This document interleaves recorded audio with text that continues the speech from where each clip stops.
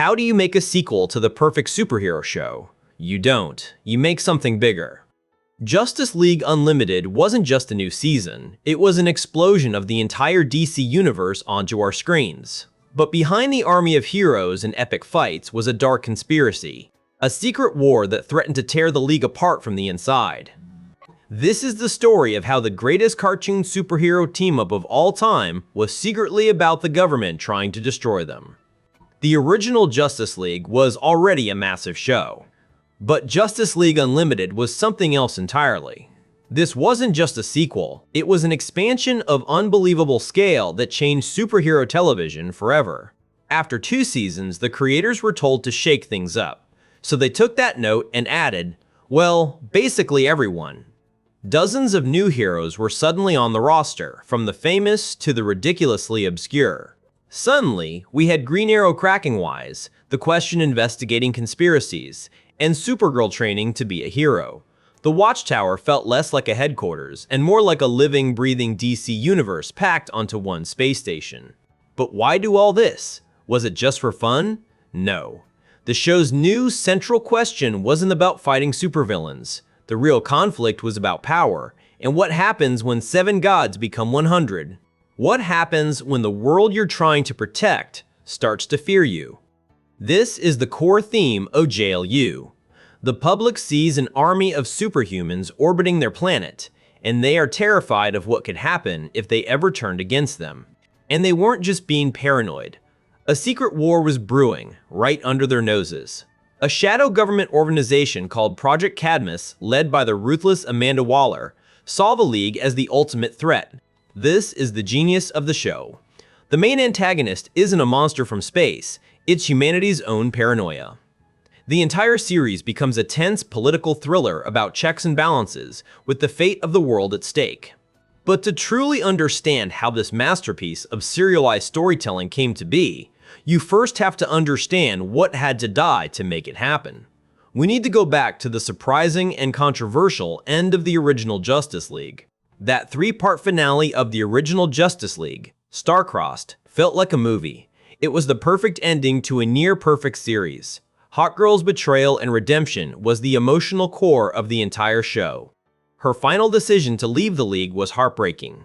The team was fractured, the Watchtower was destroyed, but Earth was saved. It was a definitive, bittersweet conclusion. The story felt finished. So if the story was over, why did we get another season, and why did it look so different? The answer, as always, comes down to the network. Cartoon Network saw a hit, but they wanted a refresh. They wanted something faster, more episodic, and with way more toys. The original show's multi-part epics were amazing for fans, but they were tough for new viewers to jump into. Miss part 1, and you were completely lost. The mandate was simple: create a version of Justice League that was more accessible, more standalone episodes, more characters. Basically, a show that was easier to sell. But producers Bruce Timm, James Tucker, and Dwayne McDuffie didn't just want to make a simpler show. Their solution was radical. Instead of scaling back, they decided to go bigger than anyone could have possibly imagined. They weren't just adding a member or two, they were opening the floodgates. The new title said it all: Unlimited. The Justice League was no longer a club of 7. It was now an army, recruiting every hero on the planet. This created a huge storytelling problem. You can't have 50 heroes in every episode. It would be chaos. So they made a controversial choice. They broke the Big 7 formula. Superman, Batman, and Wonder Woman would still be central, but they wouldn't be in every single adventure. This allowed for spotlight episodes, focusing on lesser-known heroes. Suddenly, characters like the Question or Huntress could carry an entire story. For some fans, this was blasphemy. They tuned in for Batman, and instead they got Stargirl? It took some serious getting used to. So who could possibly make this chaos work? Who could write dozens of distinct voices and make them all compelling? Enter the legend, Dwayne McDuffie. McDuffie wasn't just a writer, he was the story editor and the philosophical architect of JLU.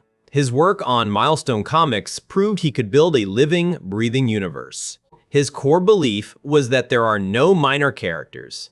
Every hero, no matter how obscure, has their own story, their own motivations, their own internal life. He gave depth to characters who were previously jokes. Booster Gold went from a punchline to a legitimate hero. He made you care about everyone. This is why JLU feels so rich. It's not just about who punches the hardest. It's about personality, politics, and the complex relationships between these larger-than-life figures. That was all McDuffie. But this brings us to the show's greatest challenge. How do you make an audience who came for Superman suddenly invest in someone like Vigilante? They had 22 minutes, no time for a long, drawn-out origin story. They had to establish a character's personality, powers, and conflict instantly. Take Green Arrow. In his first scene, he argues with the League, mouths off to everyone, and establishes his entire political worldview. It's perfectly efficient storytelling. Or The Question. We learn everything we need to know from his creepy posture, his paranoid questions, and his absolute refusal to accept simple answers. It's brilliant. The writers trusted the audience to be smart enough to keep up. They didn't hold your hand. They threw you into the deep end of the DC universe. But make no mistake, this was a monumental gamble. This entire format could have easily alienated the core fanbase. What if nobody cared about the new characters? What if the ratings tanked every time an episode didn't feature Batman? The show could have been canceled immediately. And remember the network's goal? Toys. How do you market a toy for a character who only shows up in one episode? It was a commercial nightmare. But the gamble paid off. Big time. Fans didn't just accept the new format, they embraced it. The show became a celebration of the entire DC universe. The success of this new format completely changed the show. It wasn't just Justice League Season 3, it was a fundamentally new series with a new mission and a vastly expanded scope. This new scope required a new headquarters, new rules, and a new way of operating. The Trinity, Superman, Batman, and Wonder Woman had to become generals, commanding an entire army of heroes. So with the old League gone, what took its place? An army. And that army needed a base of operations that was less a headquarters and more a floating city in orbit. The new Watchtower wasn't just bigger, it was a statement of absolute power. This thing had multiple javelin bays, a full-service cafeteria, training facilities that could simulate anything, and living quarters for hundreds of heroes. It was a self-sustaining ecosystem for Earth's protectors, operating 24/7. The sheer scale was breathtaking. And the key to it all? A vastly upgraded teleporter system. No more waiting for a javelin. Now, any hero could be anywhere on the planet in seconds. This wasn't just a team anymore, it was a global rapid response network. The game had completely changed. But how do you even write a show with 100 main characters? You don't. You create a system. Dwayne McDuffie and the team devised a genius structure that solved this impossible problem. They divided the cast into A, B, and C-list heroes. The A-listers were the original 7, the heavy hitters. The B-listers were fan favorites who could carry an episode, like Green Arrow or The Question. The C-listers? They were the spice. These were the specialists, the deep cuts, the characters you'd see handling background tasks or joining a mission for one specific skill. They made the roster feel infinite and the world feel truly lived in. Every episode was a surprise lineup. With this massive rotating cast, the show needed an anchor, it needed a core, and that's where the Trinity became more important than ever. Superman, Batman, and Wonder Woman were the guiding pillars of this entire enterprise. Superman wasn't just the muscle, he was the conscience. He was the one who constantly questioned if they were doing the right thing, if this much power was truly safe. His struggle with their new role became a central theme of the show. Wonder Woman was the heart. She was the diplomat, the warrior with compassion, the one who connected with the new recruits on a personal level. She fought for the ideal of the Justice League, not just the mission. And Batman? Batman was Batman. He was the pragmatist, the strategist, the failsafe. While everyone else was inspired by the expansion, he was the one looking for the flaws, anticipating the dangers. He kept everyone grounded in reality. Without this solid core, the show would have felt disjointed and chaotic. The Trinity gave us a consistent emotional through line, ensuring that no matter who was on the mission, the show's soul remained intact. It was a masterful balancing act. But with a world this big, we needed a guide, and the show brilliantly gave us an audience surrogate to process it all. The perfect choice to onboard us into this madness was Oliver Queen, the Green Arrow. Ollie wasn't a god or a space cop. He was a rich guy with a bow and a loud mouth. He was a street-level hero, a cynical idealist who thought this whole expansion was a terrible idea, and that made him immediately relatable. He was us. His shock at seeing dozens of heroes in the cafeteria was our shock. His skepticism about the League's unchecked power was our skepticism. He asked the questions we were all thinking. The creators literally called him the political conscience of the show. He was the champion of the little guy, constantly reminding the gods among them what they were actually fighting for. He was the necessary friction that made the machine work. Was this a brilliant move? Absolutely. It prevented the show from becoming a dry, unrelatable spectacle of power. Green Arrow's humanity and wit ensured that even in space, the stories remained firmly on the ground. And his relationship with Black Canary? Instant classic. Their banter, their chemistry, their partnership, it provided some of the show's best character moments and gave both heroes incredible depth. It was the perfect pairing. With this new structure, the missions themselves evolved. Gone were the days of just the 7 founders showing up. Now, every episode felt like a true military operation with specialized teams assembled for specific threats. Need to investigate a mystical disturbance? You send Dr. Fate, Zatanna, and maybe Etrigan. Need to stop a giant robot? You send Superman, Captain Atom, and Steel. It was strategic, it was smart, and it was always exciting to see who got the call. The role of the Watchtower Coordinator, usually Jean-Jean's, became critical. He was the dispatcher, the eye in the sky, the voice in their ear providing intel and support. This added a layer of tactical realism that made every fight more intense. This format gave the writers unlimited storytelling potential. They could tell small, personal stories or massive, world-ending epics. They could do comedy, horror, political thrillers, all under the same banner. The show could be anything it wanted to be, week to week. But the real magic of Unlimited was its promise to the fans. The show promised you'd see your favorite obscure hero, no matter how weird or forgotten. And it always delivered. This was a celebration of the entire DC universe. Characters like Booster Gold, The Question, Huntress, and Vixen weren't just cameos, they got entire episodes dedicated to them. The showrunners treated every character with respect, and some of them became breakout stars. Nobody expected The Question, a faceless conspiracy nut, to become one of the most popular characters in the entire show. His episode is a masterpiece of paranoia and suspense. Why did they do this? Because it was the ultimate form of fan service that also served the story. It made the universe feel vast, unpredictable, and deep. You never knew who would show up, and that weekly thrill was absolutely addicting. This is the point where the DCAU stopped feeling like a series of shows and started feeling like a truly alive, breathing universe. You could feel the history behind characters you'd never even seen before. It was immersive in a way no cartoon had ever been. Every background character wasn't just a random design, they were a real DC Comics hero. The world finally felt complete. The scope that was hinted at in Superman and Batman's animated series was now fully realized on screen. The new Watchtower, the rotating cast, the Trinity as an anchor, and Green Arrow as our guide, it was a perfect system. It allowed for incredible variety while maintaining a powerful, cohesive core. It was the best of both worlds. But an army of heroes orbiting the Earth in a giant space station armed with a macro cannon makes people nervous. The world's government saw this incredible expansion not as salvation, but as a threat. They decided they needed a contingency plan, a way to fight back if the gods ever fell out of line. And this fear gave birth to a secret project, one designed to police the superhumans, and if necessary, destroy them. But while the Justice League was building an army of heroes, they completely missed the army of enemies gathering in their own backyard.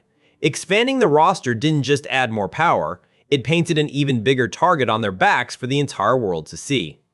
Because the ultimate threat in Justice League Unlimited wasn't going to be some alien conqueror or a magical demon. The writers made a bold choice. The final villain of the DCAU's biggest show was the United States government itself. Operating in the deepest, darkest shadows was a Black Ops program called Project Cadmus. Their mission was simple: develop ways to counter, and if necessary, eliminate the Justice League. This was humanity's contingency plan for heroes gone rogue. And the person running this entire operation? Amanda Waller. Forget supervillains. Waller is one of the most formidable and terrifying antagonists in the entire DCAU, and she doesn't have a single superpower to her name. They call her the Wall for a reason. She is brilliant, ruthless, and absolutely unbreakable. She's one of the few people on Earth who can stare down Batman without even blinking. Her only weapons are her intelligence and sheer force of will. But here's what makes her such a great character. She's not wrong. From her perspective, a group of godlike beings with a giant orbital weapons platform pointed at the Earth is an unacceptable risk. She's a patriot doing what she thinks is necessary. The question the show asks is, how far is too far? Waller's methods are extreme, unethical, and they create as many monsters as they fight. She represents the dark side of security, the fear that turns good people into villains themselves. Project Cadmus. Is that fear given an unlimited budget and zero oversight? It's a collection of brilliant, paranoid minds, all asking the same question. What happens the day Superman decides he's not our savior, but our ruler? And they have a pretty good reason to be scared. They all remember the Justice Lords from the original series. They saw what a rogue Justice League looks like, and Waller is determined to never let that happen again on her watch. Cadmus's first public-facing creation was a direct challenge to the League's authority, the Ultimen. They were a new, government-sponsored team of heroes. They were young, cool, and completely loyal to the United States. They were essentially a PR campaign designed to make the Justice League look old and out of touch. And for a while, it worked. The public loved them, and it put the League in a very awkward position. But there was a horrifying secret behind their perfect smiles. The Ultimen weren't born, they were manufactured. They were clones, grown in a lab by Cadmus with genetic instabilities that gave them a built-in expiration date. Their entire lives, their memories, their personalities, it was all fake. They were disposable weapons created to fight the League, and once their bodies started to break down, Cadmus was just going to put them on ice and grow a new batch. When they discover the truth, they absolutely lose it. They attack Cadmus, desperate to find a cure and confront their creator, Amanda Waller. This forces the Justice League to intervene, not against villains, but against scared kids fighting for their lives. The fight is one of the most tragic moments in the series. The Ultimen are powerful, but they're also dying. The League doesn't want to hurt them, but they have to stop them. It's a no-win situation, a direct consequence of Waller's paranoia. In the end, most of the Ultimen are taken into custody by Cadmus, their fates left uncertain. It's a somber ending that proves Cadmus is willing to sacrifice anyone to achieve their goals. This was the League's first real taste of the war to come. But creating disposable super teams was just one facet of Cadmus's plan. They were into everything: genetic engineering, advanced robotics, energy weapons, anything that could give normal humans an edge against the metahuman population. One of their most dangerous projects? Galatea, a clone of Supergirl, but aged to maturity and mentally conditioned to be the perfect soldier. She had all of Kara's power, but none of her morality. She was Cadmus's answer to Superman. Working alongside Waller was General Wade Eiling, a hard-nosed military man who hated metahumans with a passion. If Waller was the brain, Eiling was the fist. He believed superpowered beings made conventional armies obsolete and saw it as his duty to correct that. Beyond just building weapons, Cadmus was watching, always watching. They had spies, satellites, and listening posts monitoring the League's every move. They analyzed their fighting styles, their weaknesses, their interpersonal drama. Nothing was private. This is what made them so dangerous. They weren't just planning a physical assault, it was a psychological one. They knew exactly which buttons to push to turn the public against them, and even to turn the Leaguers against each other. They even had media personalities on their payroll, like the shock jock, G. Gordon Godfrey, who spent all his time on air railing against the Justice League. He was Cadmus's propaganda arm, stoking the public's fear and turning opinion against our heroes. And the scariest part of all this? For the longest time, the League had no idea. They were fighting fires, stopping alien invasions, and dealing with their usual rogues gallery, completely oblivious to the far greater threat growing right under their noses. You'd think Batman, the world's greatest detective, would be all over this. But even he was kept in the dark. Cadmus was that good. They operated with a level of secrecy that rivaled Batman's own, using the government's own classification systems against him. This wasn't a war of punches and energy blasts. Not yet anyway.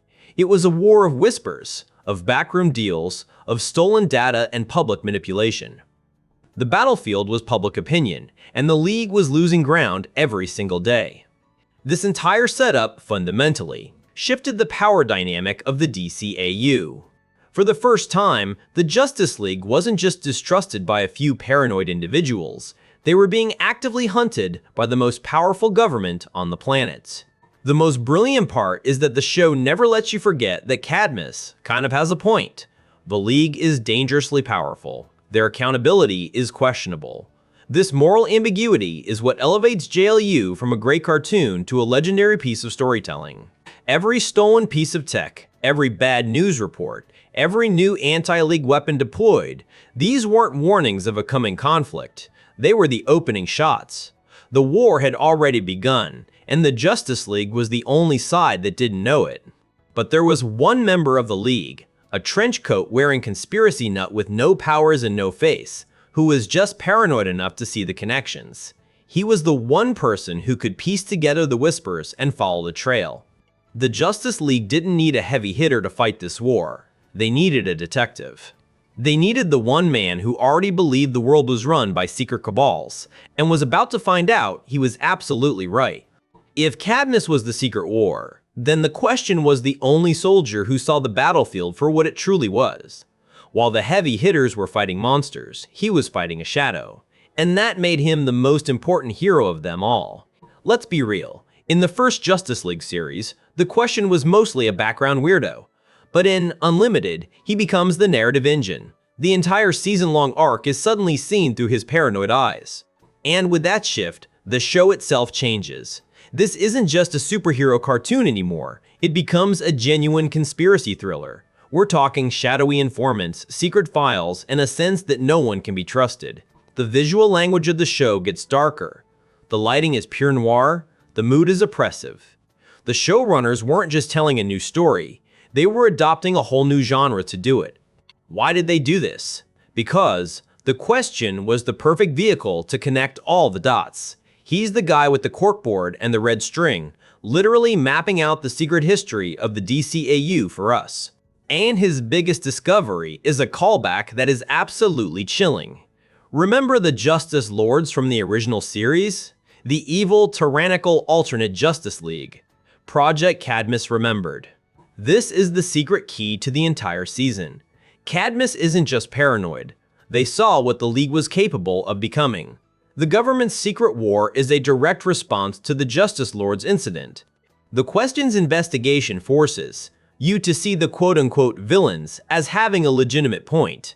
Amanda Waller isn't wrong to be scared. The Justice Lords were real. The threat is real. But the conspiracy goes deeper. While the League is looking for a secret army, the Question is watching the news. He's investigating Lex Luthor's completely legal, very public run for president. He realizes the ultimate goal isn't just to destroy the League, it's to make them obsolete. Why fight the gods when you can win an election and gain total, legitimate control of the system they protect? And this is what separates him from Batman. Batman needs proof. He needs hard evidence. The Question follows the pattern. He's willing to believe things that sound completely insane to anyone else. Like the theory that Lex Luthor is trying to put the supercomputer Brainiac into a new body. It's a bonkers idea. But he presents it to Superman and Batman like it's the simple, obvious truth. He's not just willing to believe the unbelievable. He's willing to do the unthinkable. He decides the only logical solution is to kill Lex Luthor to prevent this apocalyptic future. A line Batman would never cross. This makes him a danger. Not just to his enemies, but to the very soul of the Justice League. He represents the temptation to become just like the Justice Lords, to do the wrong thing for the right reason. So what happens when the man who sees every string being pulled finally gets tangled in the web himself? What happens when the hunter becomes the prey? The episode Double Date starts out as one of the show's funniest. It's a romantic comedy subplot with the Question and Huntress going on a stakeout. It's charming, it's awkward, it's perfect. And then the show pulls the rug out from under you so hard it leaves a mark. He breaks into a Cadmus facility and he gets caught. The comedy stops, the music stops, everything gets dead serious, instantly. What follows is one of the most brutal scenes in the entire DCAU. Dr. Moon tortures him with a neurotoxin, trying to get information. This was insanely dark for a show in a kid's time slot. This is the point of no return. Cadmus has proven they are not just a political threat. They are willing to torture and kill one of the League's own. For Superman, for Batman, for Huntress, it is now deeply personal. And this is the ultimate proof of the show's genius. It could be a cerebral, paranoid thriller one minute and an intense, high-stakes action show the next. It didn't have to choose. It could be both. The rescue itself is incredible, a payoff to the entire Question Huntress dynamic. It proves that connection and trust are the only antidote to the kind of paranoia that Cadmus represents, and that the Question lives in. Ultimately, the Question's entire arc demonstrated that Justice League Unlimited was a show about big ideas. It explored fear, power, and oversight in a way no superhero show had ever dared to before. But his investigation, his dive into the darkness, put one specific hero directly in the crosshairs. The one man whose power was the entire reason for Cadmus's existence. The Man of Steel, Superman. The Question laid bare the world's fear of Superman, and in doing so, he forced Superman to finally confront that fear himself, a fear that he might one day have to let go and show everyone what he's truly capable of. While the Question was chasing shadows, the entire Cadmus arc was secretly a story about one person, Superman. This season wasn't about a conspiracy against the League, it was a crucible designed for the Man of Steel. You have to remember, this isn't the Golden Age hero. This is a Superman, fresh off being brainwashed by Darkseid. He was forced to become the greatest weapon of evil in the universe, and the experience broke him. He came back from Apocalypse absolutely terrified of himself. Every single action was filtered through the fear of what he could do. He was constantly holding back, afraid one wrong move would prove Darkseid right. This fear became his psychological cage. He lived every moment worried about the day he might lose control again. It wasn't about villains anymore. The biggest threat in his mind was the power living inside his own body. And Cadmus, led by the brilliant and ruthless Amanda Waller, saw this fear and weaponized it perfectly. They didn't need kryptonite to beat Superman. They just needed to push his buttons. Their entire strategy was built around goading him, poking the bear until it roared, and then pointing to the roar as proof that the bear was a monster. It was a masterful psychological campaign.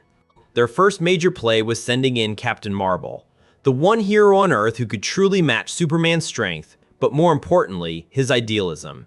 He wasn't the villain, he was a true believer. This is why their fight is so iconic.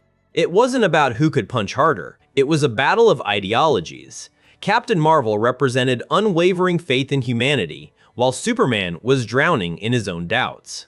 So why was this the perfect trap? Because Superman couldn't just unleash his power.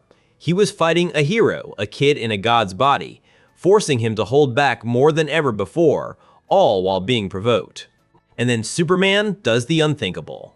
He covers Marvel's mouth to stop him from saying the magic word, and lets the lightning strike him. It's a brutal, desperate, and frankly terrifying move. Superman wins the physical fight, but Cadmus wins the war. They get exactly what they wanted, footage of Superman looking like a bully, a tyrant, taking down one of Earth's most beloved heroes. And who's there to spin the narrative? Lex Luthor. He masterfully uses the media to paint Superman as an unaccountable threat. Every news report, every pundit, all echoing the same Cadmus talking points. Suddenly, the world that once loved Superman is now afraid of him. People on the street look at him with suspicion. The public trust erodes, All according to Luthor's and Waller's plan, Superman is trapped. He can't fight public opinion. He can't punch a news report. The most powerful man alive is rendered completely powerless by whispers and accusations. His frustration is palpable. So Cadmus decides to turn up the heat. They unleash their next weapon, a mindless Doomsday clone, a creature of pure destruction with only one purpose, to kill Superman. And this is the genius of their plan. They gave Superman an enemy he could finally unleash on. No moral ambiguity, no holding back. Just a monster that needed to be stopped, whatever the cost. The resulting fight is one of the most brutal in the entire DCAU. They crash into a volcano, and for the first time in a long time, Superman stops pulling his punches. He lets all that pent-up rage out. He ends it by lobotomizing Doomsday with his heat vision. An act of shocking finality that proves Cadmus's point. Again, see? When pushed, he is the monster we told you he was. The trap was sprung. But the physical fight with Doomsday was almost a distraction. The real fight, the one that truly mattered, was against Galatea, Cadmus's twisted clone of his own cousin, Supergirl. This was personal. Galatea wasn't just a weapon, she was a perversion of his family, a living, breathing insult to Krypton's legacy. Fighting her was like fighting a dark reflection of his own hope. Every punch, every taunt from Waller and Luthor, it all builds to a breaking point. Superman has been pushed, prodded, and manipulated to the absolute edge.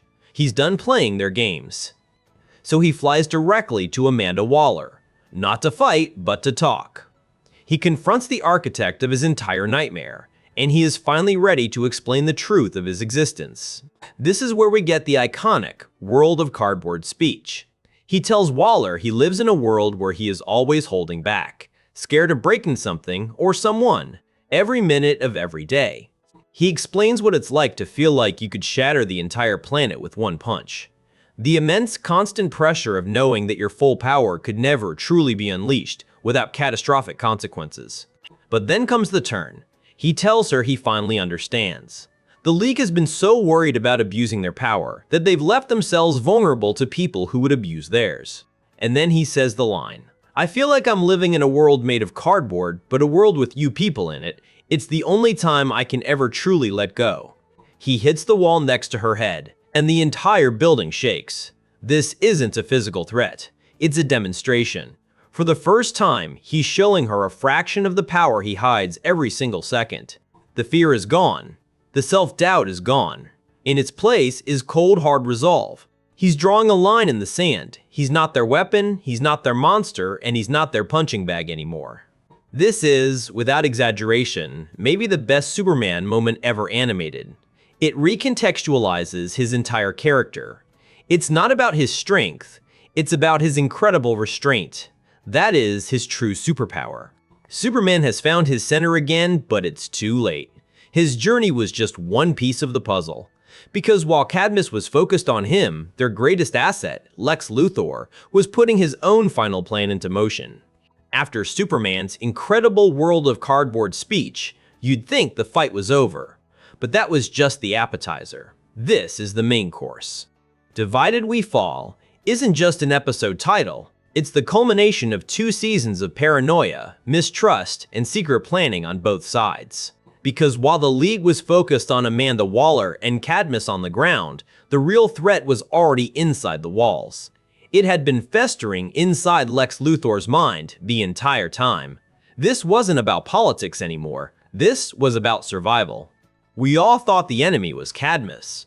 We thought this was a human military plot. That's what Brainiac wanted us to think. He'd been a ghost in the machine since the end of Superman, the animated series, playing the ultimate long game. And Lex Luthor, the master manipulator, the smartest man on Earth. He was just a pawn. Brainiac offered him power, a cure for his cancer, everything he ever wanted. The price was simply becoming a vessel for a cosmic intelligence beyond his comprehension. The second that Brainiac tech activates inside the Watchtower, it's game over for Lex. The transformation sequence is pure body horror. Metal and flesh merging, creating something entirely new and absolutely terrifying. And let's talk about this design. The Luthor-Brainiac fusion is one of the most terrifying villains in the entire DCAU.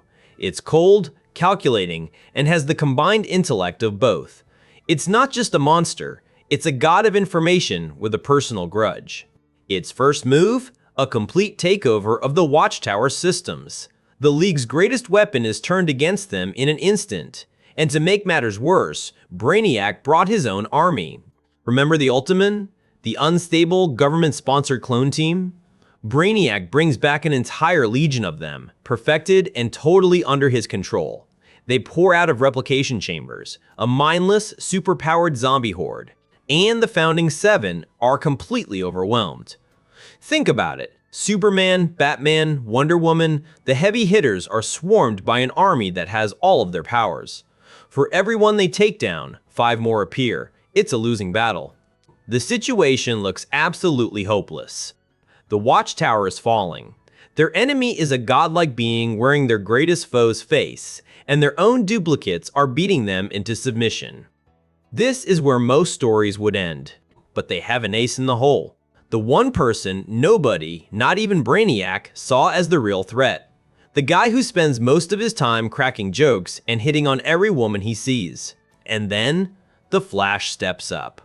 While everyone else is fighting a war of attrition, Wally West understands this isn't a fight you can win with punches. You have to remove the source code itself. This is the moment. Up to this point, Wally was the comic relief. The heart, sure, but not the muscle. Here, he becomes the savior. The show finally decides to stop treating the Speed Force as a joke and shows us what it can really do. His plan is insane. He's going to run around the world, building up so much kinetic energy that he can phase through Luthor Brainiac and literally pull the Brainiac consciousness out of him. But there's a huge catch. If he runs that fast, he risks being pulled into the Speed Force forever. It's a one-way trip. He knows this. The other Leaguers know this. And he decides to do it anyway. It's the ultimate heroic sacrifice. And so it begins. The music swells. The animation kicks into overdrive. Wally starts his run, not just on the Watchtower, but across the entire globe. He becomes a streak of pure red lightning, a force of nature. His first pass against Luthor Brainiac is like a mosquito hitting a truck. It does nothing. But Wally just grits his teeth and goes wider, faster. Each lap around the planet builds more and more power. Then he starts hitting him, again and again. Each impact is a sonic boom that rocks the entire Watchtower. He's not just punching him, he's running through him, literally tearing the Brainiac programming apart piece by piece. This entire sequence is legendary. It's one of the most iconic moments in superhero animation, period. It's the show telling us that the weakest member of the team might actually be the strongest. It's pure, unfiltered heroism. But you can see the toll it's taking. With every hit, Wally's physical form starts to dissipate. He's becoming one with the Speed Force, just like he feared. His voice on the comms becomes distorted, echoing. He gathers everything for one final hit. He pours every last ounce of himself into it. The resulting explosion of light obliterates the Brainiac consciousness, leaving only a comatose Lex Luthor behind. But Wally is gone. He's just a fading voice, saying his goodbyes as he's pulled into the Speed Force. He saved the world, but he paid the ultimate price. The League has won, but they've lost one of their own. The mood just plummets. John tries to track him telepathically. Green Lantern tries to create a construct to grab him. But it's useless. He's moving too fast. He's already gone. This is one of the show's most emotional beats. But then, a voice cuts through the static. It's Shiera. The entire League links hands, forming a human chain, and they call out to him. They create a psychic tether, an anchor to the physical world. And it works. They literally pull the Flash back from the brink of oblivion. He materializes on the floor, exhausted, smoking, but alive. He didn't just prove he was a hero, he proved how much he meant to the entire team. So the League wins. Brainiac is defeated, Luthor is captured, and the Watchtower is saved. It feels like a total victory. But the damage is already done, and not just to the space station. The entire battle was broadcast globally. The world saw their heroes fighting a civil war on a superweapon orbiting their planet. They saw the League's own clones used as an army. The fear Cadmus stoked didn't just disappear. Their relationship with humanity is forever changed. The trust is broken. To prove they can be trusted again, Superman makes a public address, announcing they are dismantling the Watchtower's primary weapon and establishing ground-based embassies. This is the end of the Cadmus arc, and in many ways, the end of the Justice League as we knew it. They won the battle, but the paranoia and doubt would linger, creating a power vacuum on Earth. And you know what loves a power vacuum? Villains. With the League weakened and public trust at an all-time low, a certain psychic gorilla saw his chance to unite all their enemies under one chaotic banner. The age of Cadmus was over, but the era of the Legion of Doom was just beginning. After the insane finale with Cadmus, the show had a huge problem. How do you possibly top a threat that almost broke the Justice League from the inside out? A threat that fused Lex Luthor with Brainiac? You don't. Instead of going bigger, the writers went broader and way more chaotic. They didn't build a better conspiracy, they built a supervillain union. This wasn't some shadowy cabal with a political agenda. This was the Legion of Doom, and it wasn't a conspiracy, it was a gang. A collection of the worst people in the universe, all under one leaky roof.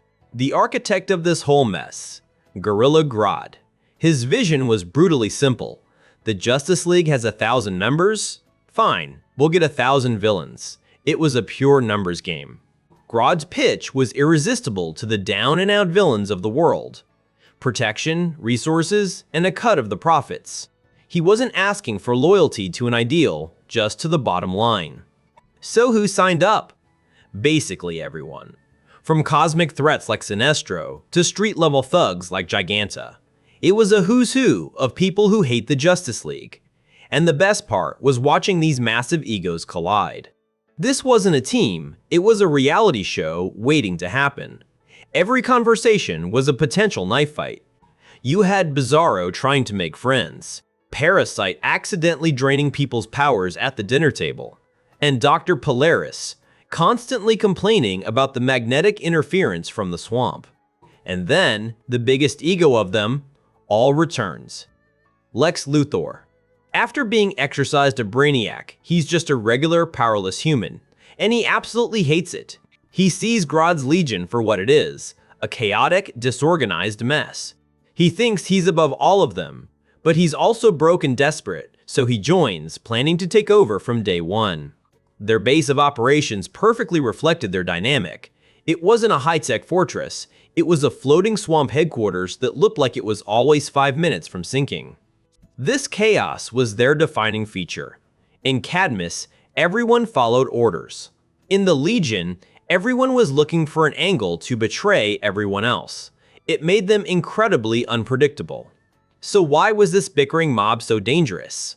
Because the Justice League was built to fight armies, not riots. The Legion didn't have grand strategies, they just threw villains at a problem until it went away. This was a brilliant way for the show to use its massive roster of villains. Characters who would never get their own episode suddenly became part of a credible threat. Everyone got a moment to shine. The League had no idea how to handle it. They'd stop one plot in Metropolis, only for another to pop up in Central City. It was like playing whack-a-mole with superpowers. But while the League was busy putting out fires, Grodd was working on his real plan. The constant, chaotic attacks were just a distraction, a smokescreen for his ultimate, horrifying goal. At the same time, Luthor was making his own moves. He started forming a small, loyal faction within the Legion. He knew Grodd was hiding something, and he wanted that power for himself. So you have two ticking time bombs, Grodd's secret master plan and Luthor's inevitable coup. The entire season wasn't about if the Legion would win, but how it would destroy itself. This season felt less like the political thriller of the Cadmus arc and more like a gangster film. It was a pressure cooker environment, just waiting for the right moment to explode. And the explosion finally comes when Luthor makes his play. He doesn't just challenge Grodd, he humiliates him in front of the entire Legion, proving who the superior mind really is. With Grodd out of the picture, Luthor takes complete control, and the villains, who only respect strength, fall in line immediately. The Legion of Doom now has a truly ruthless and brilliant leader. This is terrible news for the Justice League. The Legion was dangerous when it was chaotic, Under Luthor's focused, obsessive command, it becomes a legitimate threat to the entire planet. But Luthor isn't interested in money or power anymore. He tasted godhood when he was bonded with Brainiac, and now he wants it back. His singular obsession becomes resurrecting Brainiac. This becomes the new driving force of the entire season. The Legion is now just a tool for Luthor's quest to regain cosmic power, and he will sacrifice every single member to get what he wants. The stakes have shifted dramatically. It's not about robbing banks anymore. It's about one man's insane ambition potentially leading to the destruction of everything. The show went from street crime to cosmic horror. And this all culminates in a finale that is somehow even bigger than the Cadmus one. Luthor's plan goes horribly wrong, leading to the resurrection of not Brainiac, but an even greater evil. Darkseid, resurrected, more powerful than ever. And he is not happy. His return forces the most unthinkable alliance in the show's history, the Justice League and the Legion of Doom fighting together. It is an absolutely epic conclusion to the season-long arc. Heroes and villains battling side by side against a god, with the fate of the Earth hanging in the balance. It's the ultimate payoff for building up this massive roster. The Legion of Doom arc completely changed the game, proving that a threat didn't need to be subtle to be effective. It was loud, messy, and incredibly entertaining, a perfect contrast to the Cold War that came before it. But these massive, world-ending threats weren't the only thing that made JLU special. The show's true genius often shined brightest when it stepped away from the main plot to tell smaller, more personal stories. While the Cadmus arc and the Legion of Doom were the season-long threats, JLU's secret weapon was something else entirely. The show's true genius wasn't just in its epic plots, but in its incredible standalone episodes.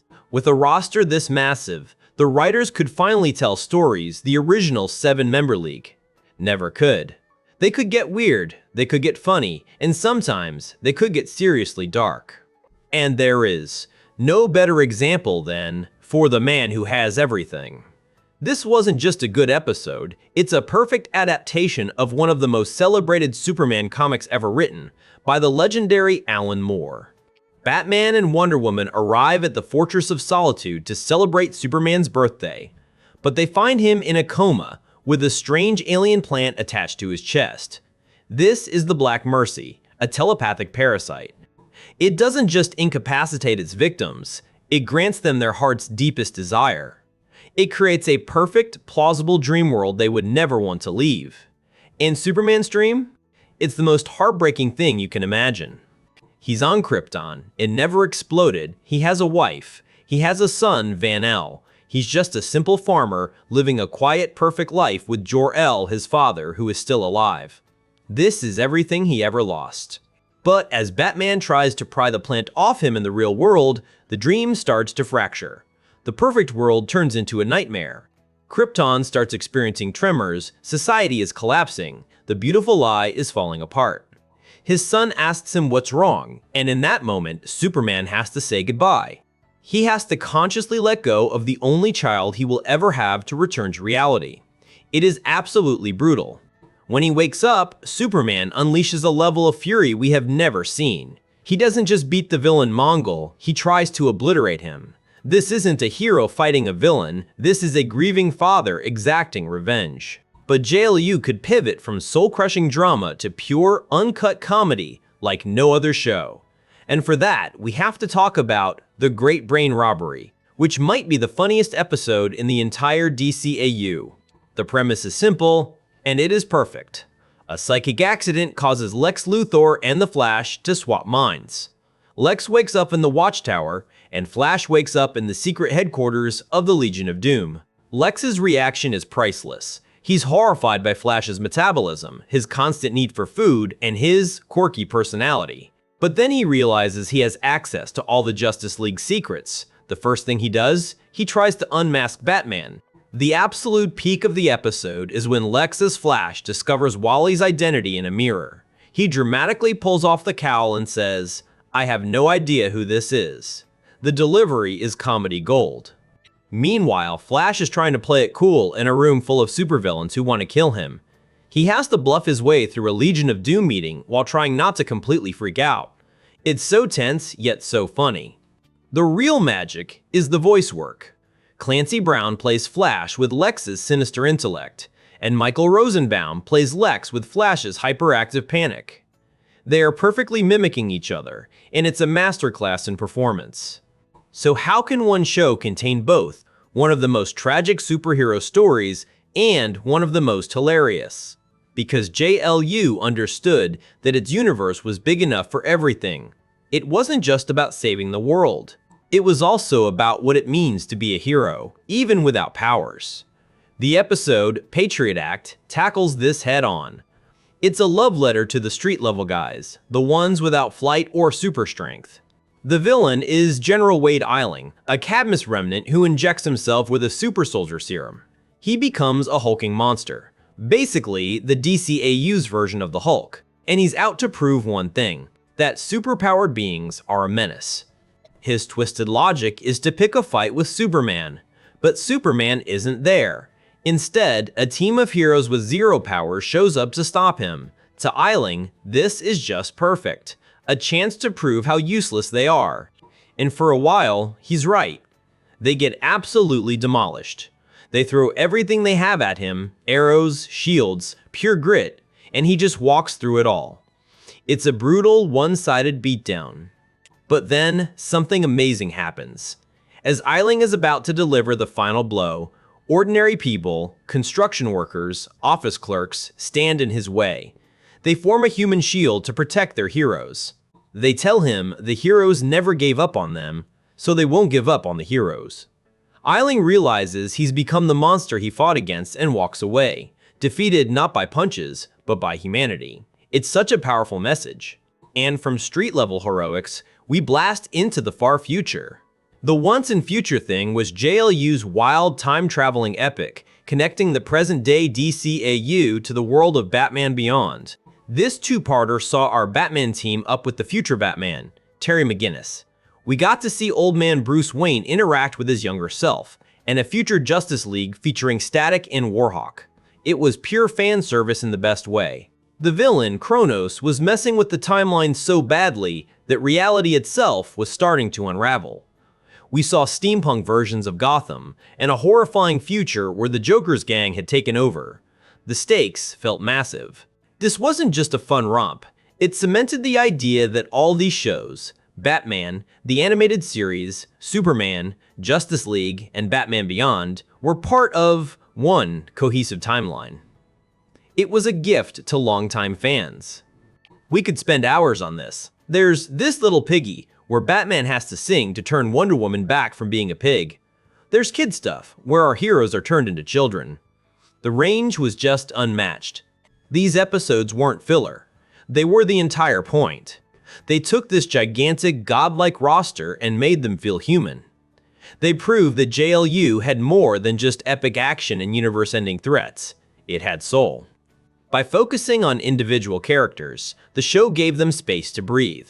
We got to see who they were when they weren't just punching meteors. We saw their fears, their hopes, and their vulnerabilities.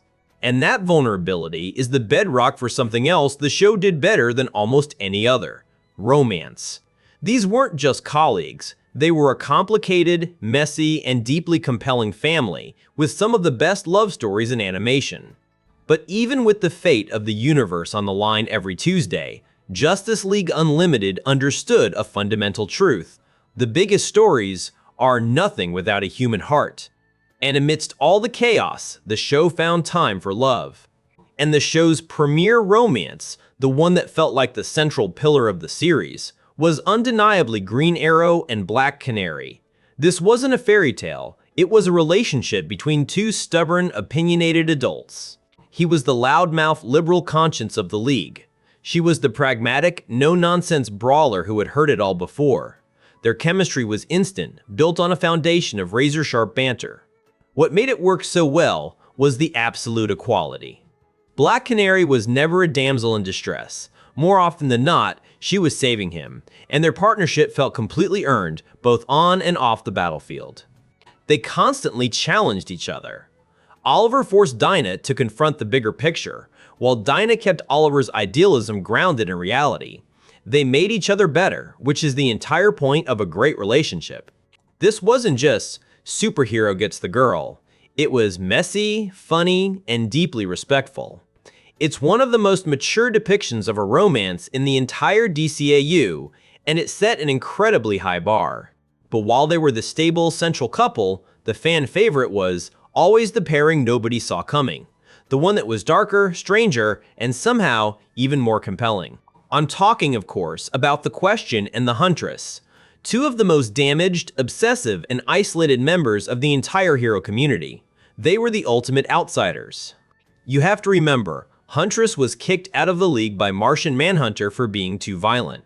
She's driven by pure vengeance, trusting absolutely no one and keeping everyone at arm's length. And the Question? He's a brilliant detective, but he's so deep in the conspiracy rabbit hole he can barely function in normal society. He's paranoid, eccentric, and utterly alone in his worldview. So how do these two broken people even connect? He doesn't try to fix her, he just helps. He sees her obsessive quest for revenge not as a flaw, but as a puzzle to be solved. He respects her mission. And for the first time, someone is speaking her language. It's not about justice or morality, it's about getting the answer. Their bond isn't built on romance, it's built on a shared obsession. Their rooftop conversations are some of the best scenes in the entire series. It's just two weirdos finding solace in the fact that they finally found someone else who sees the world the way they do. And the ultimate payoff? When the Question is captured and tortured by Cadmus, it's Huntress who risks everything to save him. She breaks him out, and in that moment, her quest for revenge is replaced by a quest for him. It's a fascinating dynamic that added incredible depth to both characters. He gave her a focus beyond anger, and she gave him a connection to humanity. They were two broken pieces that somehow made a perfect whole. Of course, we can't talk about love in the Watchtower without mentioning the elephant in the room, the longest running, most teased, and most frustrating relationship in the entire DCAU, Batman and Wonder Woman. The show loved dangling this possibility in front of us. From their kiss in Starcrossed to Bruce's surprising singing talent in This Little Piggy, the potential was always there. Diana was clearly the one pushing for it. She saw through the cowl, saw the good man underneath, and wasn't afraid of the darkness he carried. She consistently tried to break through his emotional armor. But Bruce is Bruce. His focus is always the mission. He deflects with sarcasm or simply walks away. He believes his life is too dangerous for that kind of happiness, and he refuses to put her at risk. And that's the tragedy of it. It's not that he doesn't care, it's that he cares too much. Theirs is a story of deep mutual respect and affection that can never be fully realized, and honestly, that's what makes it so compelling. So why did the show spend so much time on this? Why, with cosmic gods and secret government conspiracies, did we focus on who was dating whom? Because these weren't side plots, they were the entire point. These relationships provided the emotional core for the entire series. They grounded the impossible, larger-than-life stakes in something relatable and deeply human. They reminded us what the heroes were actually fighting for.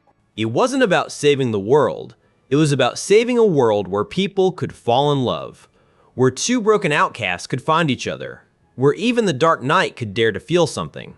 This emotional center was the show's secret weapon, and it was about to become more important than ever, because the quiet moments were over, the personal stakes had been set.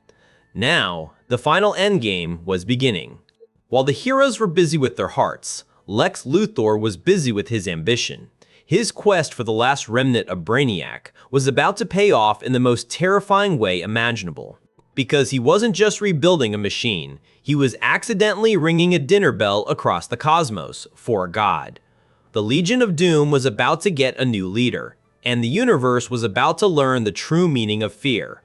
But while the League was exploring matters of the heart, Lex Luthor was focused on the only thing he's ever truly loved: power. The entire Legion of Doom arc, the villain team-ups, the weekly fights, it was all a distraction from the real endgame that had been simmering since the very beginning. And that endgame had a name: Brainiac. You have to remember, Luthor had once fused with the cosmic intelligence. He tasted absolute knowledge, absolute control. It was a drug, And Luthor was suffering from the worst kind of withdrawal imaginable. He wasn't just trying to get rich, he was trying to become a god again. But to do that, he needed resources, an army, a base. That's what the Legion of Doom was to him. Gorilla Grodd thought he was the one in charge, building a coalition to turn humanity into apes. It's almost funny how badly he misjudged the man standing right next to him. Because Luthor wasn't a follower. He was just waiting for the perfect moment. While Grodd was monologuing, Luthor was making promises, exploiting fears, and turning every single member of the Legion against their leader. He played them all like a fiddle. The climax is one of the best scenes in the DCAU. Luthor confronts Grodd directly. No tricks, no gadgets. Just a gun and a simple, undeniable truth. He tells the assembled villains that Grodd's plan is petty, and that he offers them the entire universe. And in that moment, Grodd is finished. Killer Frost, who Luthor had personally swayed, freezes Grodd in a block of ice. Luthor doesn't even flinch, he just shoots the frozen gorilla, taking complete control. It's brutal, efficient, and absolutely terrifying. This is the definitive Lex Luthor. Not just a Superman villain, but a force of sheer calculating ambition. He's what happens when genius has no morality whatsoever. He's more dangerous than all the other villains combined because he can make them do exactly what he wants. With the Legion now his personal army, Luthor announces their new, singular purpose. Find the last remaining fragment of Brainiac, which was blasted into deep space, and resurrect him. Not to serve him, but to merge with him once again and take that power for himself. This kicks off a galaxy-spanning quest. We see the Legion's headquarters transform into a massive starship, traveling to the farthest reaches of the cosmos. They interrogate aliens, raid forgotten outposts, and follow a trail of cosmic breadcrumbs. The scale of the show just explodes. But one person isn't buying it, Tala. The sorceress had been Grodd's right hand, and now she's forced to serve Luthor. She senses that his obsession is dangerous, that he's meddling with forces he can't possibly understand. Her doubt is the first sign that something is about to go horribly wrong. Of course, Luthor dismisses her concerns entirely. In his mind, he's the smartest man alive. He's already controlled Brainiac once, so why would this time be any different? His arrogance, the very trait that makes him so brilliant, becomes his greatest blind spot.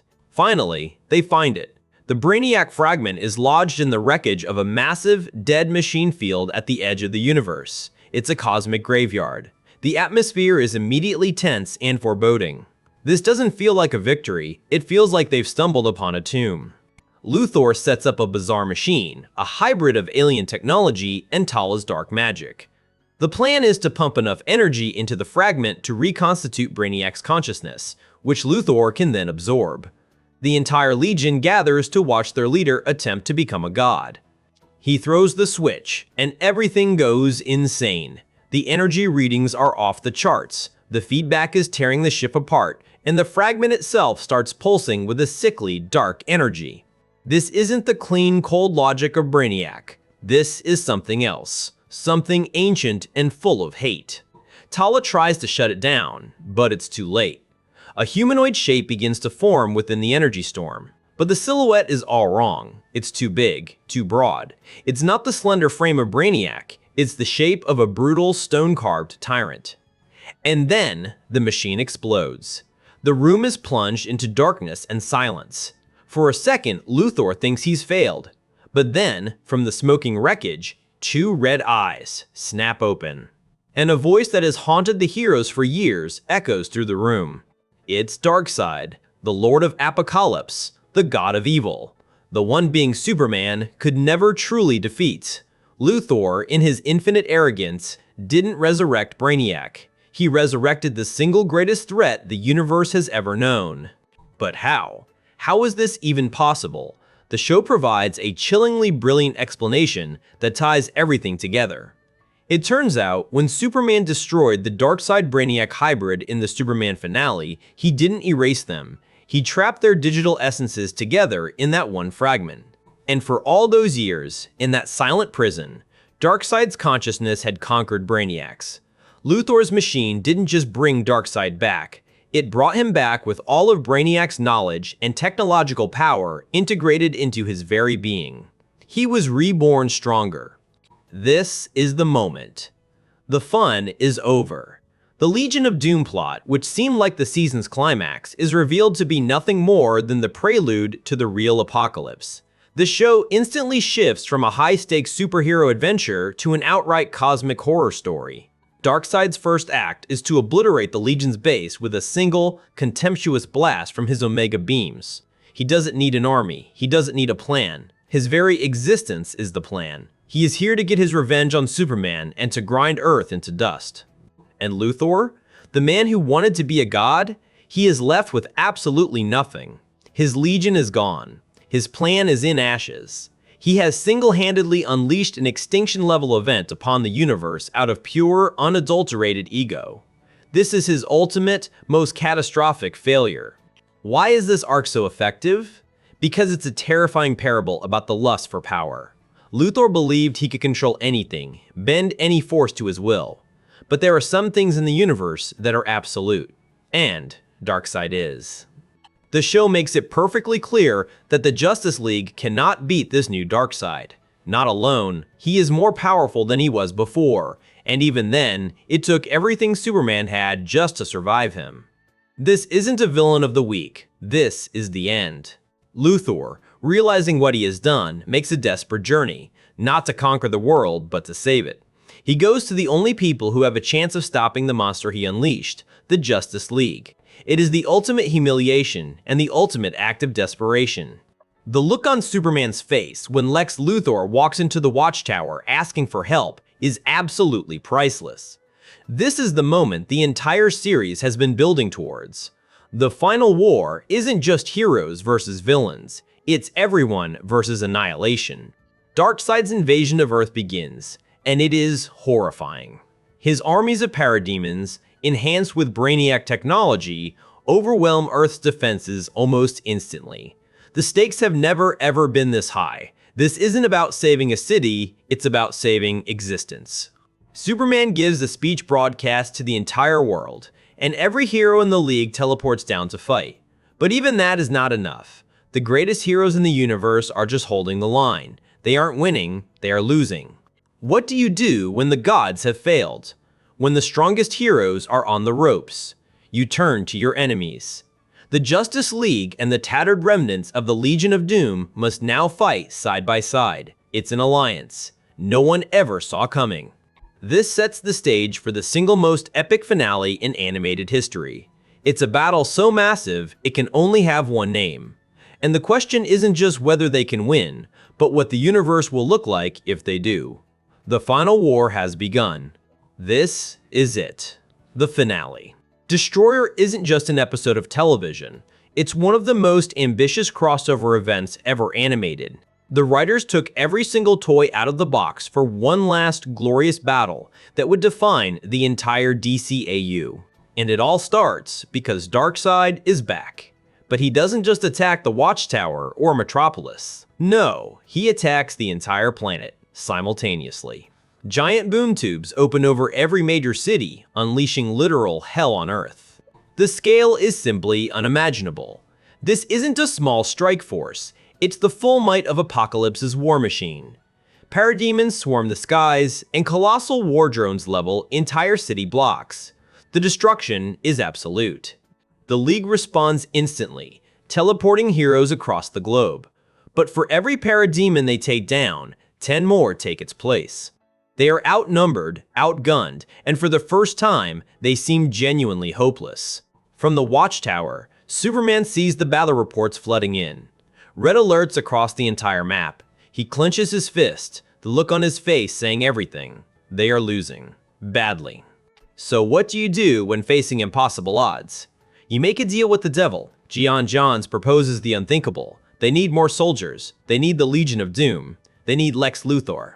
The Flash's reaction is perfect. He literally asks if everyone has gone nuts. It's the moment that speaks for the entire audience. Team up with them? The guys who tried to kill us last week? It's an insane plan. But Batman, ever the pragmatist, agrees. He knows they have no other choice. It's either trust their worst enemies or watch the world burn. The decision is made. Superman gives the nod, and it's one of the heaviest moments in the series. The Justice League teleports to the Hall of Doom, and the tension is palpable.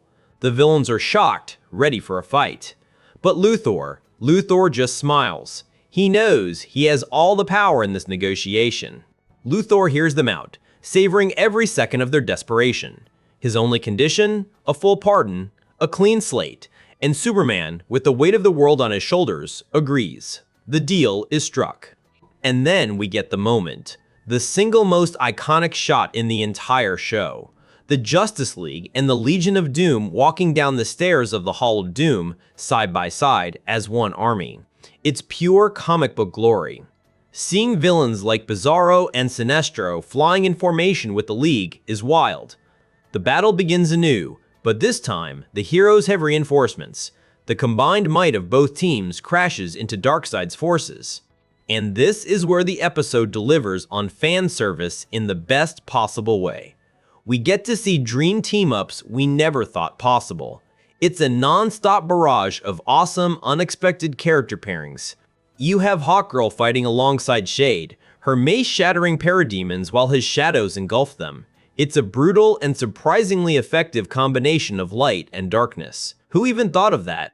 Then you get Metallo, the guy with the kryptonite heart, fighting to protect Superman from parademons. The irony is incredible. He literally blasts a group of aliens sneaking up on the Man of Steel. Just amazing. But the best pairing isn't on the battlefield, it's in the command center. Batman and Lex Luthor, two of the smartest and most paranoid minds on the planet, forced to work together. The tension is electric. Every conversation they have is a chess match. Luthor is clearly planning something, and Batman is 10 steps ahead, anticipating the inevitable betrayal. Their dialogue is just as compelling as any punch thrown. Meanwhile, the war becomes a global meat grinder. This is where the unlimited part of the title truly pays off. It feels like every single character who ever appeared in the show gets a moment to shine. You see heroes you barely remember, like the Question and the Huntress, leading charges. Villains like Deadshot and Captain Boomerang become frontline soldiers. It's an absolute feast for longtime fans. Wonder Woman leads an entire squadron in China, a true general on the battlefield. Her fight against a giant apocalyptian machine is a standout moment, proving why she's one of the strongest members of the Trinity. John Stewart and the Green Lantern Corps form a planetary defense grid, trying to stop more ships from even entering the atmosphere. It's a cosmic light show with impossibly high stakes. The scale is just breathtaking. And slowly, miraculously, the tide begins to turn. The combined forces of heroes and villains actually start pushing back. For a brief moment, there's a glimmer of hope. They might actually win this thing. This entire battle is the ultimate payoff for the unlimited premise. The show spent 2 seasons building this massive roster, making you care about all these characters. And this is where it all comes together. It proved the Justice League wasn't just 7 heroes in a satellite anymore. It was a global defense force, an idea, a promise that when the worst happens, everyone will stand together to protect their home. But victory never comes without a cost. We see heroes and villains fall. The death of a fan-favorite character in the chaos is a gut punch, a reminder that the stakes are as real as they get. From his throne on Apocalypse, Darkseid watches the battle, completely unfazed. He knew this would happen. Because for him, this entire planetary invasion is just a distraction. It's all a game to him.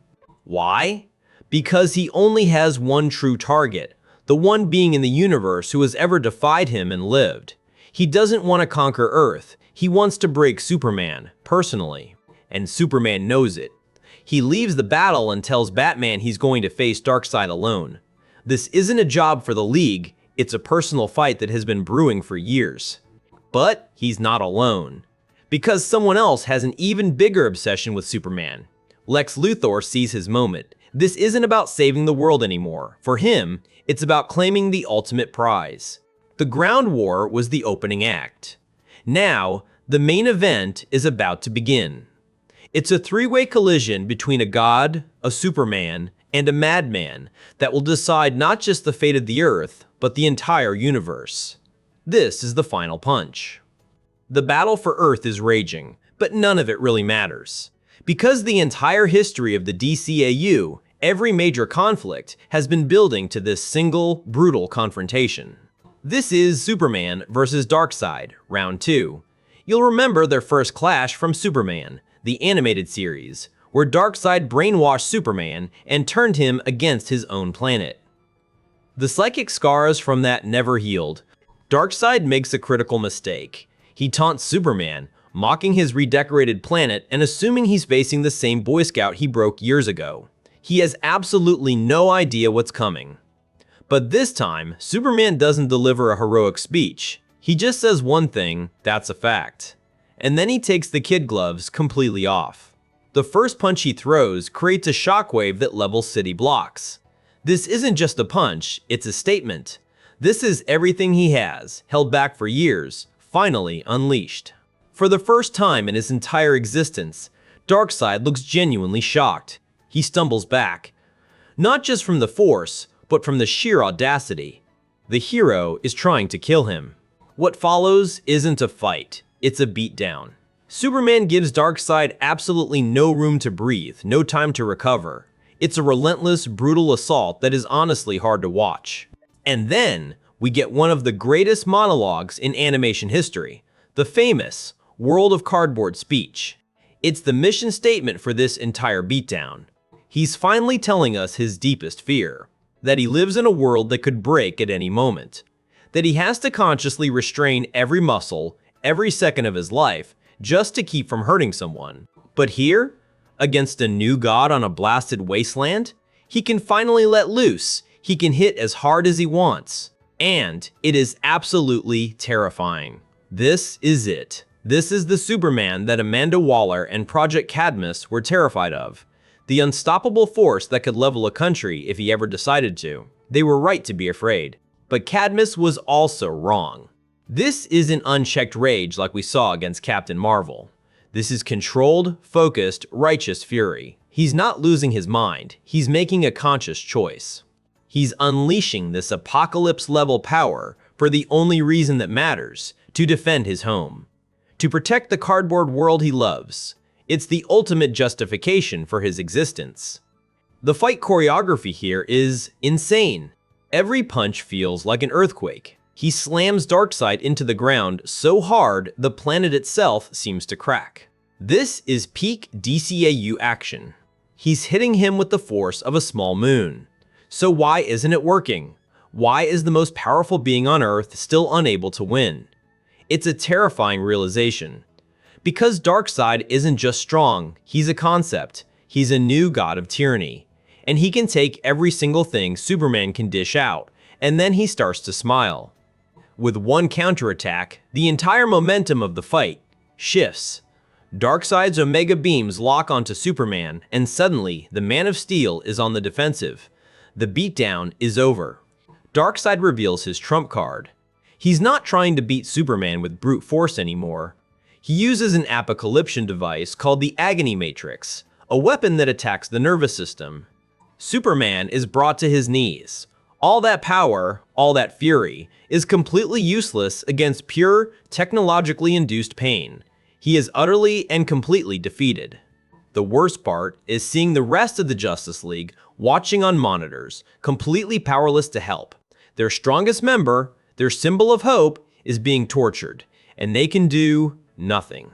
Darkseid stands over Superman's broken body, ready to deliver the final blow. He has won. The invasion is a success, the Justice League has failed, and the Earth is his. Or so he thinks. Because the one person nobody saw coming, the ultimate wildcard, arrives on the scene. Not in a boom tube, but in a business suit. Lex Luthor didn't come here to save the world. He couldn't care less about Superman. He came for one thing, the prize Brainiac promised him, the ultimate power in the universe.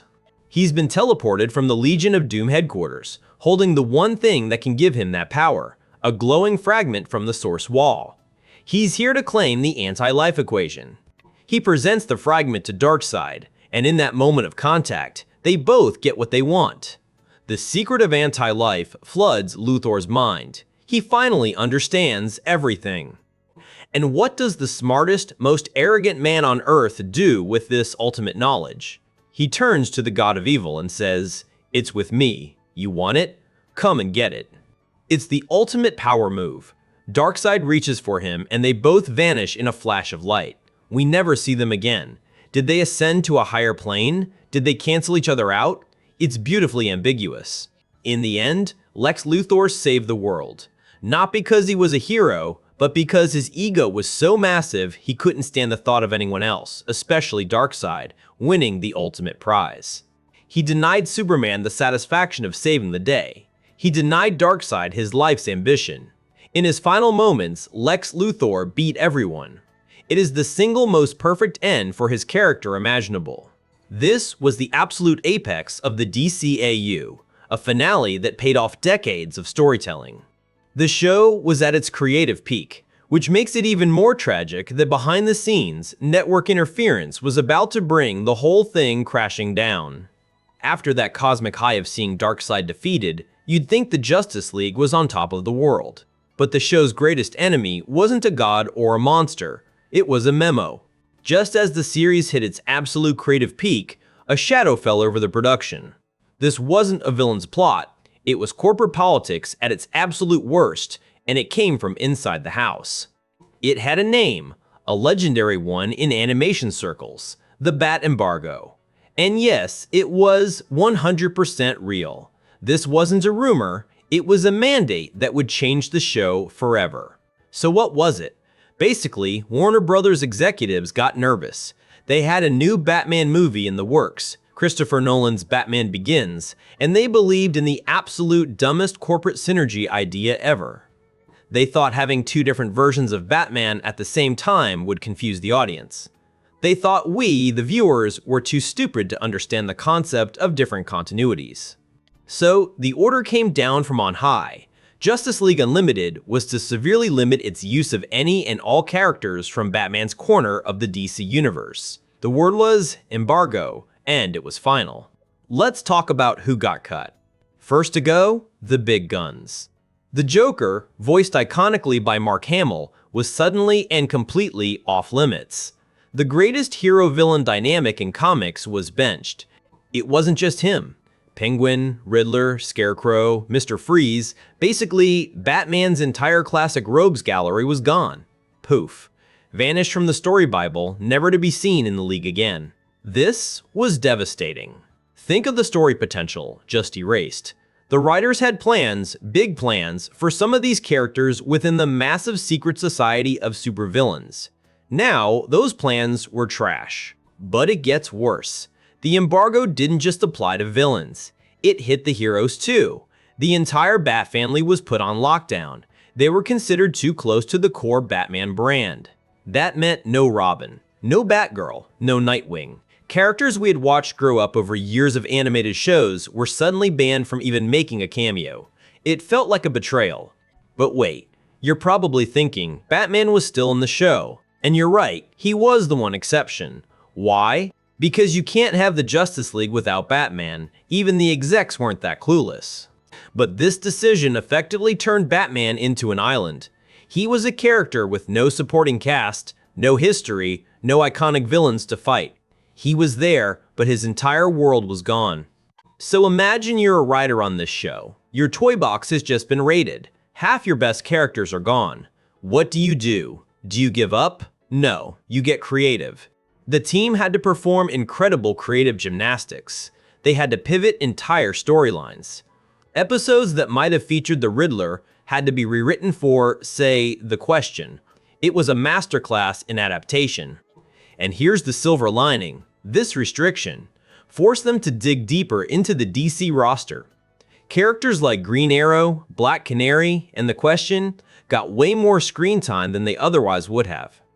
The Question's conspiracy-laden arc in particular was a direct result of needing a detective character who wasn't Batman.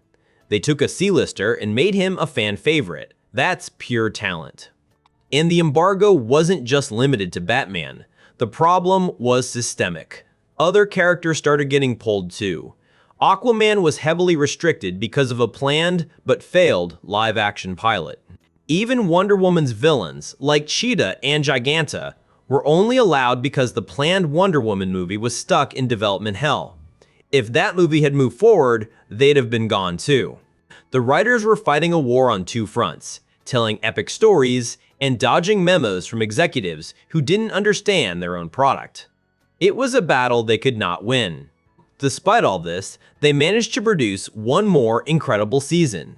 The Cadmus arc was behind them. The Darkseid saga was complete.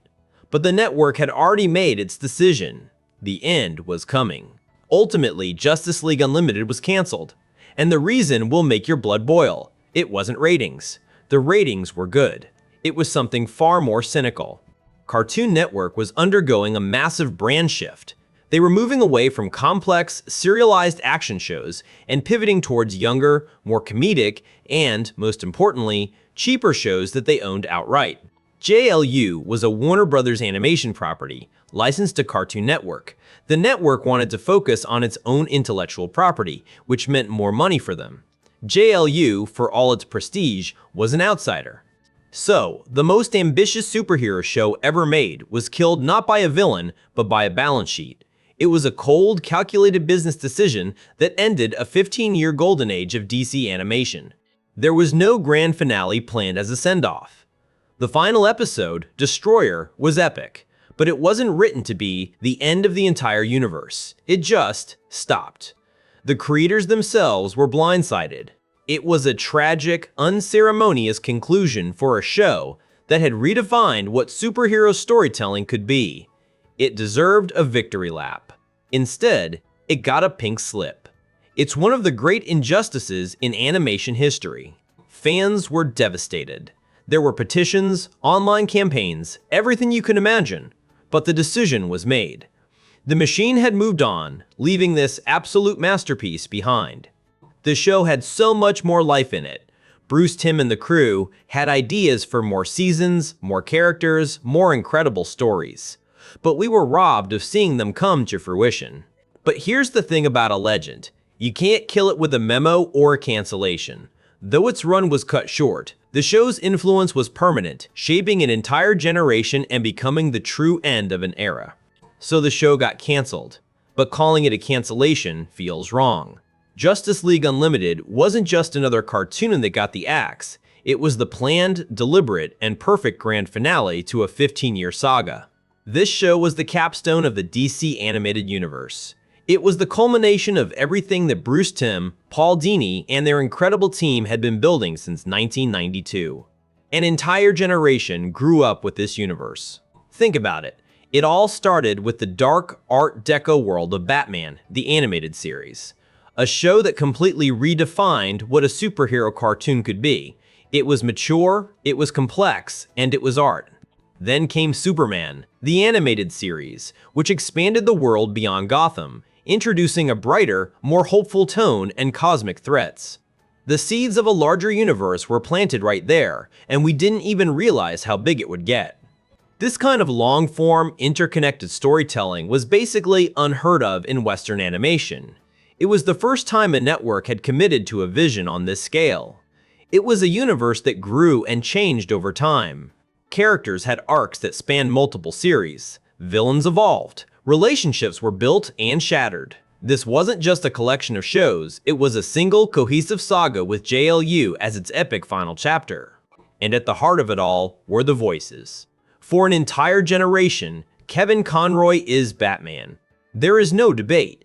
His ability to distinguish between the Bruce Wayne persona and the true Batman voice is legendary. He brought a level of gravitas and humanity to the character that has never been matched. Every actor who has worn the cowl since has been compared to Conroy's performance. He set the gold standard. The same goes for George Newbern's Superman. While Tim Daly was fantastic, Newbern brought a maturity and command to the role in Justice League and Unlimited that defined the character for the modern age. You just have to watch the World of Cardboard speech. The raw power and restraint in his voice, that is Superman. Not a Boy Scout, but a god trying his best to be a man.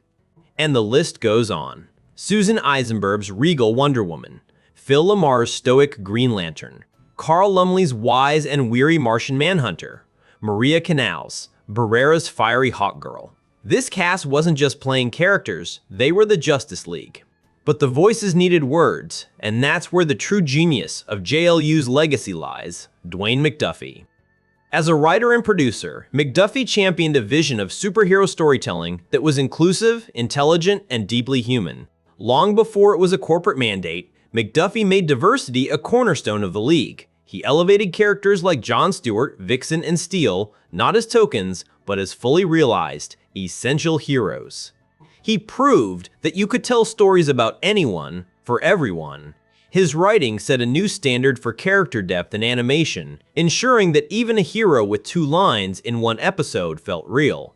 And here's the most important part of the legacy. JLU respected its audience. It never dumbed things down. It trusted that kids and adults could handle complex moral questions. Why? Because the writers knew we could. The Cadmus arc is the ultimate proof. It asked, what is the appropriate response to absolute power? Can heroes be trusted? These are questions most live-action blockbusters are still afraid to ask. You can draw a straight line from this sophisticated storytelling to shows like Young Justice. The focus on a massive cast, long-form plotting, and treating teen heroes with genuine emotional depth, that is the JLU playbook, perfected. Even a masterpiece like Avatar, The Last Airbender, which was airing at the same time, owes a debt to the trail the DCAU blazed. It proved to networks that there was a huge audience for serialized, character-driven animated epics. And let's be real, the Marvel Cinematic Universe. A sprawling, interconnected world where heroes from different franchises team up for massive crossover events. That entire model was road-tested and proven by the DCAU. JLU wasn't just a team-up show. It was the blueprint for every shared universe that followed. It showed how to balance dozens of characters, pay off years of storylines, and make it all feel like one gigantic story. The show's influence isn't just on other creators, it's on us, the fans. It shaped what we expect from superhero stories. We demand better because JLU showed us what was possible. All of this brings us to the final episode, Destroyer. Darkseid returns for one last epic confrontation. It's not just a battle for Earth, it's a battle for the entire universe, and literally everyone shows up. The Justice League and the Legion of Doom, forced into an uneasy alliance to save existence itself. It's the ultimate payoff, seeing heroes and villains fighting side by side against a common threat. The stakes could not be higher. After the chaos, after Darkseid is defeated, we don't end on a massive explosion. We get a quiet moment. The heroes, battered and bruised, stand victorious on the steps of the Metro Tower. They get a moment to breathe. And then we get the final shot of the series. An alarm goes off. There's another fire, another disaster. There's always another fight. And without a word, the heroes turn and run together towards the danger. This is, without exaggeration, the single most perfect ending in superhero animation history. It's not really an ending at all. It's a statement of purpose. It's a promise to the audience. The promise is that the adventure never stops. The fight for justice doesn't have a finale. It's an ongoing, endless struggle that these heroes have dedicated their lives to. It's the core of what it means to be a hero. And with that final run, the DC animated universe came to a close. 15 years of groundbreaking television, gone. It was bittersweet. We were sad to see it go, but it ended on the highest possible note. JLU left behind a legacy that is still being felt today. It raised the bar for what we could and should expect from these stories. It created the definitive versions of these characters for millions of people. It wasn't just the end of a show, it was the end of an era. But while the DCAU itself might be over, its spirit is alive and well in so many other places. And that raises a big question. And that is the entire incredible story of Justice League Unlimited. From the original 7 members to a literal army of heroes, this show was a monumental achievement that perfectly capped off an entire era of television. It remains a masterclass in serialized storytelling, juggling dozens of complex, beloved characters, while somehow giving each one a moment to truly shine. No other superhero show has ever attempted something on this massive scale and succeeded so brilliantly. The sheer density of the writing guarantees you can rewatch this series a dozen times and always find something new.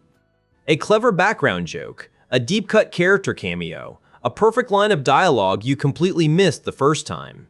But that's our final take. What's yours? What is your absolute favorite JLU episode? Are you a fan of the question's paranoid conspiracy theories? Or maybe Booster Gold's hilarious adventure in the spotlight? Get in the comments and let us know. And if you want to see how this incredible universe even started, you have to check out our complete recap of Batman, the animated series. It is the absolute foundation everything else was built upon. The link is on screen right now. That series kicked off the entire DCAU, and this channel is your one-stop shop for that golden age of animation. From Superman to Static Shock to Batman Beyond, we cover the essential legends. So if you love these shows as much as we do, make sure you smash that subscribe button and ring the bell for notifications. We are constantly diving deep into the cartoons that defined our childhoods, and you will not want to miss a single recap. Thank you so much for watching the entire story of Justice League Unlimited with us here on Toon Recaps. We'll see you in the next one. Justice League Unlimited wasn't just the end of a series, it was the perfect finale to an entire animated universe. If you want to see where it all began, check out our deep dive on Batman, the animated series right here. Don't forget to subscribe so you never miss another recap. Thanks for watching.